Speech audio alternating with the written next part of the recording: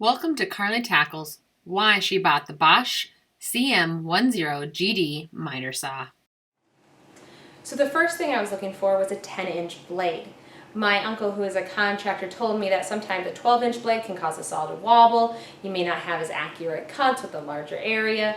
And I'm sure for professional contractors, a 12-inch blade is amazing and you guys can rock it.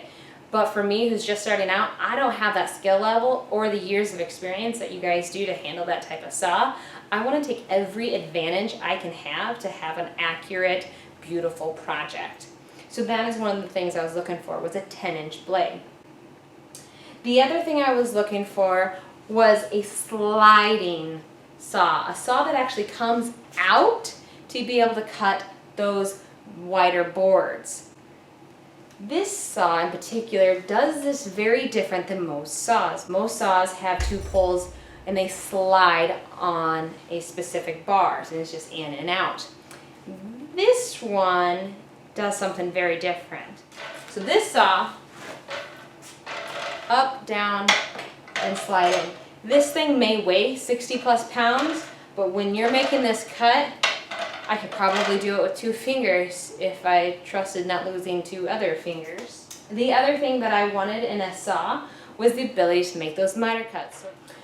Our options are 60 degrees all the way to 50 degrees the other side.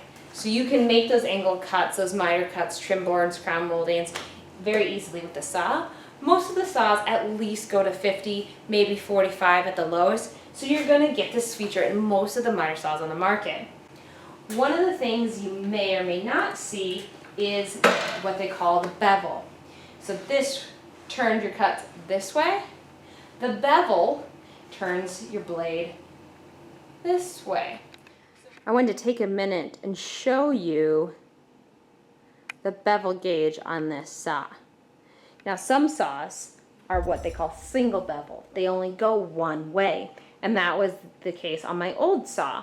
This saw is a dual bevel, meaning it can go left or right. So right now I am on the left-hand side, which this knob indicates 0 to left.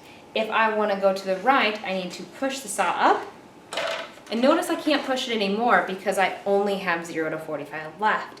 If I want to go to the right, you tilt the saw a little bit to the left, turn the knob, and now I can go this way. Now there is a setting, I don't know if you can see it, that says max bevel, angle 47. I would need to move my fences out of the way, which is a nice easy adjustment, to be able to get it to go that extra distance. And I need to turn my dial down here. So to set this back up, you just lift. If you're good with your current position, say right now I'm at 0 according to my level, and I want that to stay, you do need to tighten this bevel so your saw does not move. And now the whole thing moves if I shake it. So now we're secured. Another major selling point of this saw was its vertical capacity. And when I say vertical capacity, what I mean is how tall can a board be and this be able to cut through it. Some saws can only cut 3.5 inch tall, which is basically a 4x4. Some of them can't even do that. My first saw struggled on a 4x4. I would have to rotate it, cut it, rotate it, because when you put the blade, it hits right here. Again, I'm not a professional contractor, and I'm sure that they can make that cut in their sleep. I need every advantage that I can possibly get. So a saw that can actually cut a higher vertical helps me with my cuts and accuracy. This saw can handle a 5.5 inch tall board against the fence. The saw also has a higher vertical rating for crown molding. And you'll see when you're shopping for saws, a lot of saws say I can do a 6-inch tall crown molding, I can do 5, I can do whatever. Crown molding is one of the measurements that almost all saws have on the market. For me, I'm not going to use this for crown molding, it's not my style.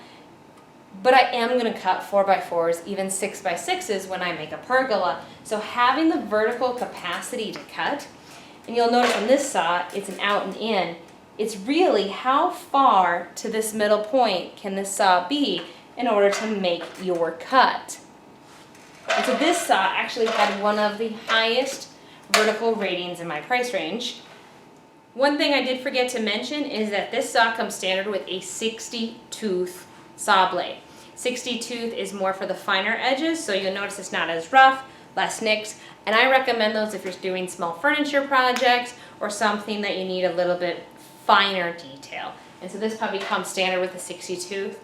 I do also love Diablo blades. I took a 60 tooth Diablo blade and put it on my old saw and was really happy with how it cut. If you are interested in any of the products that you've seen in this video, I did link them in the video description below. Using those links helps support the channel. Thanks for watching Carly Tackles Why She Bought the Bosch CM10GD Miter Saw.